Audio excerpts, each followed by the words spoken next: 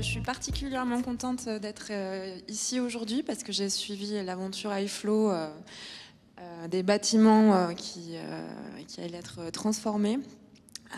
Tout le développement du projet. iFlow, c'est un lieu qui aspire à l'ouverture, à la rencontre des acteurs, et j'ai l'impression que tout va dans ce sens-là. Séverine nous a donné l'opportunité de créer 2 pièces à part dans cet espace.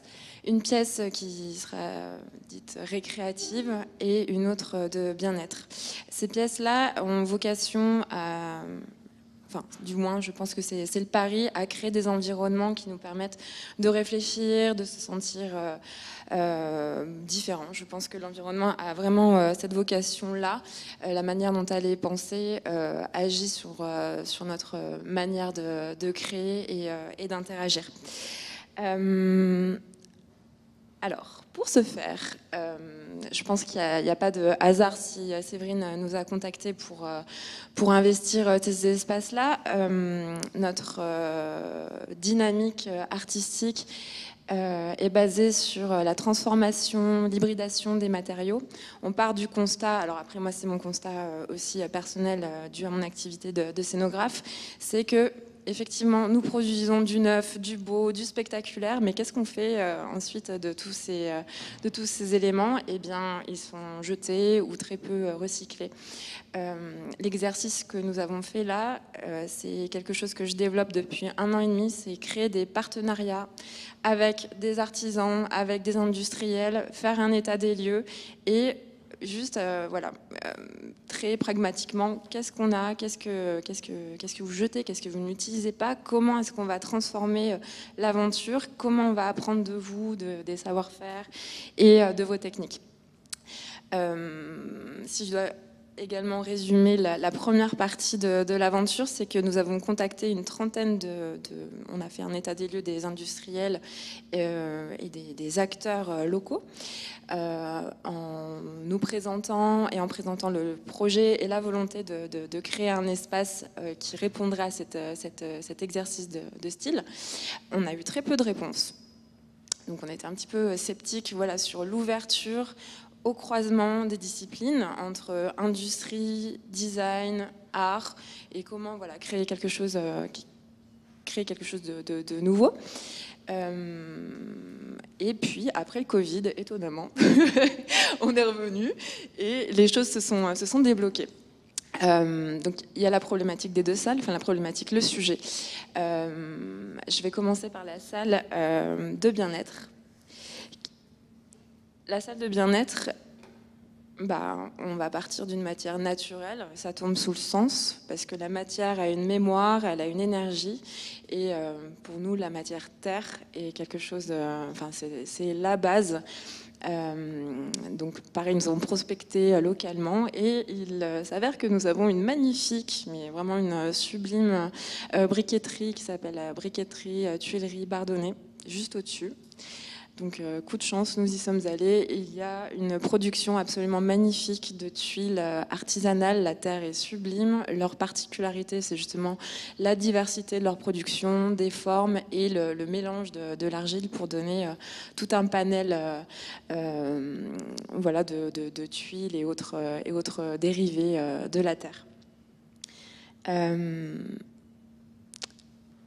L'aventure, elle est autant dans la découverte de la matière que dans la documentation, de l'apprentissage et l'histoire de chaque partenaire. J'en parle avec un peu d'émotion parce que cette magnifique briqueterie dont nous avons suivi toute l'origine, là vous voyez le site d'extraction, la découverte de ce lieu incroyable avec une production créée par une 50aine de personnes, la beauté de la matière sous toutes ses formes, qu'elles soient crues ou transformées. Cette usine, d'ici fin décembre, va fermer car elle est rachetée pour une production qui va être standardisée. Ça, c'est aussi, on a pris une conscience, c'est que si on s'intéresse à ce qui se passe localement, je pense qu'il y a aussi vocation à créer des choses, justement, sauvegarde du patrimoine ou autre. C'est vraiment en s'intéressant aux autres et qu'est-ce qui est fait localement que je pense que ce genre d'initiative prend du sens. On est tombé vraiment sur, je pense, les derniers instants de la construction, enfin de l'élaboration avec un savoir-faire particulier, voilà, qui va prendre fin en décembre. Donc nous avons eu à cœur de transmettre, j'espère dans notre installation que vous allez voir, donc la salle de bien-être est à l'autre bout du couloir, une installation qui montre la diversité et la beauté de la matière. Quelques images du parcours et du process. Nous avons donc atterri sur site, nous sommes allés dans ce qu'ils appellent, voilà, c'est pas une décharge, c'est là où ils entassent tous les stocks qui n'ont pas été utilisés ou qui ont été cassés. On a fait vraiment un travail d'archéologue et de composition à agencer ces formes flottantes pour ensuite créer un espace très immersif où on espère qu'on se sentira bien. Ces espaces-là ne sont pas des installations artistiques parce qu'ils doivent répondre à une fonctionnalité. Mais voilà, on espère insuffler un souffle et une mise en avant du lieu différente. Donc quelques détails que vous allez pouvoir découvrir. C'était un travail très très long, à peu près 2 semaines avec une perceuse pour assembler tous les éléments. On a vraiment travaillé, enfin eu à cœur de travailler la matière dans tous ses états. Vraiment, c'est un espace monomatière, de l'argile crue que nous avons travaillé en sculpture, à l'assemblage des éléments récupérés sur site. La création également de structures en acier, nous sommes très fiers. On a appris à découper du métal.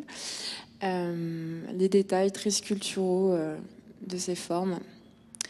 Et je passe à la salle récréative. C'est un autre exercice. Cet espace, on le voulait modulable. On a créé une sorte de paysage surréaliste avec les matières qui nous sont un peu tombées aussi, pas du ciel, mais des gens qui ont dit oui, on vous fait confiance, oui, on a des stocks, allez-y, servez-vous. Donc cet espace, il est coloré, il y a un jeu avec la matière, on va pouvoir s'enfoncer dans les canapés, enfoncer les doigts dans la mousse, regarder. Et je pense que le fait de se détendre et de se placer autrement dans un espace coloré, j'espère que ça donnera des idées lumineuses lors de certaines réunions ou podcasts qui seront enregistrés dans cette salle. C'est une salle très complémentaire. Nous avons travaillé avec Maximum, qui est une maison d'édition spécialisée dans la récupération de déchets industriels. Donc voilà, ils forment des moules et ils créent à base de plastique fondu. Donc là, on voit les fonds de cuve que nous avons nous-mêmes réutilisés dans la salle pour des sculptures et le mobilier bas. C'est une entreprise qui cartonne. Ils travaillent avec énormément d'institutions, sont placés dans plein de showrooms de design et contribuent de manière assez efficace à meubler nos espaces tout en respectant, en réutilisant la matière. Nous avons également travaillé avec Foam Partners, qui est une entreprise suisse spécialisée donc dans les panneaux acoustiques, dans les mousses qui servent à l'automobile. Donc là, c'est vraiment une entreprise très très pointue dans leur activité. Et nous avons hérité de plein de types de mousses différents.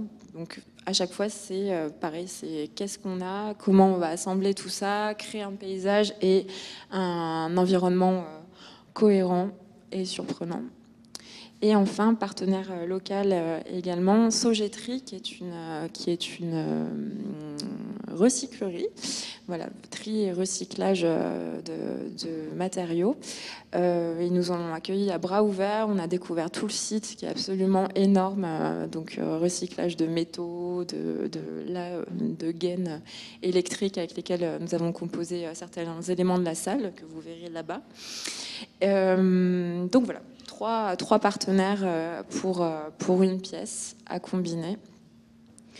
Donc les détails de matière, on n'est pas dans la transformation de la matière, on est vraiment dans la sculpture. Ça, c'est un autre exercice. On a eu 3 semaines pour créer 2 salles. C'est vraiment de montrer comment exploiter ce qui reste. Et j'espère que ça va tendre de nouvelles expériences, justement.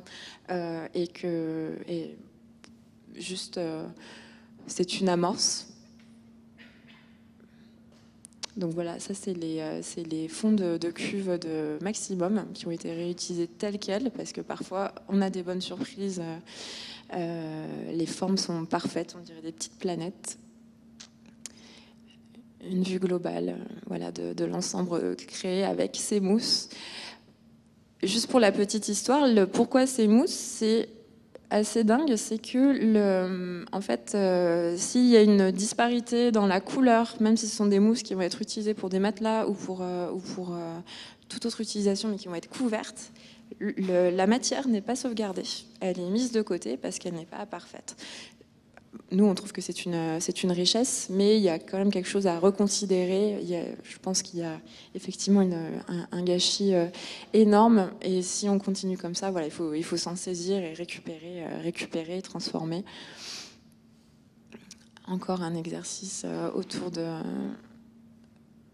des objets de matériaux, de Maximum, matériaux. Pour conclure, c'était 3 semaines vraiment de challenge. On est vraiment, je pense, là c'était vraiment dans la performance. Et encore une fois, l'exercice n'est pas parfait. On aurait pu faire encore plus avec du temps, mais encore une fois, j'espère que ça va lancer une dynamique, notamment avec tous les partenaires locaux, les écoles. Je pense qu'il y a vraiment quelque chose de très vertueux à développer au sein d'AIFO. Et je remercie toute l'équipe d'AIFO. Je te remercie, Séverine, pour ta confiance, et nos partenaires qui seront là, j'espère, cet après-midi. Merci.